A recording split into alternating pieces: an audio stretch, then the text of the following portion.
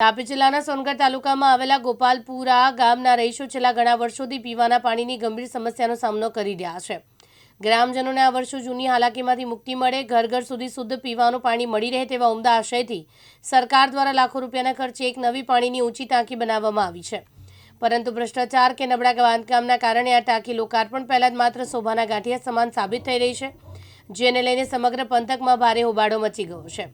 સ્થાનિક રહીશ ભીખુભાઈએ પોતાની વ્યથા ઠાલવતા જણાવ્યું કે ગામમાં લાંબા સમયથી પાણીની તંગી હોવાથી આ નવી ટાંકી બનતા લોકોમાં ખુશી અને આશાની કિરણ જાગી છે। જો કે આ ખુશી લાંબો સમય ટકી શકી નહીં।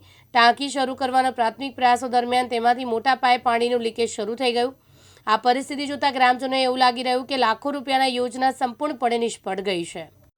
મારું નામ ભીખુભાઈ, હું ગોપાલપુરા બિલફળિયાનો રહેવાસી છું ને મારા ગામમાં વર્ષો પછી પાણીની તકલીફ વચ્ચે ટાંકી બની એ બની પણ એની સ્ટાર્ટિંગ માટે ચાલુ કરવા માટે ભરતા જ લીકેજ થઈ ગયેલી છે।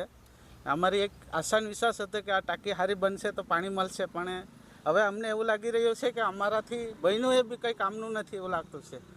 લોકો પાણી માથે બહુ તકલીફ કરતા છે અમારા ફળિયામાં, એટલે થોડુંક સરકાર આના પર બી ધ્યાન આપે એવું અમારી મરજી છે।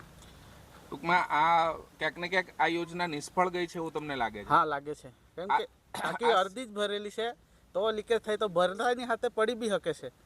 હવે અમને ભય લાગતું છે ટાંકી નીચે ઊભા રહેવા માટે બી કે એ લોકો ભરે તો પડી બી જાય એમ। આ સિવાય તમારે ગોપાલપુરા ગામમાં કોઈ બીજી નળની વ્યવસ્થા કે તે કોઈ સ્ત્રોત ખરો પાણીનો? સ્ત્રોત તો મોટું નથી અમારે, નાની નાની ટાંકીઓ એમાં બી પાણી નથી। હવે કેટલા વર્ષોથી ટાંકીઓમાં નળનું પાણી નથી જોતા અમે। હેડપંપ ચાલે છે, પાણી ચાલે છે, ઉનાળામાં બંધ થઈ જાય છે। જબ્બર પઠાણ, દિવ્યાંગ ન્યૂઝ, તાપી।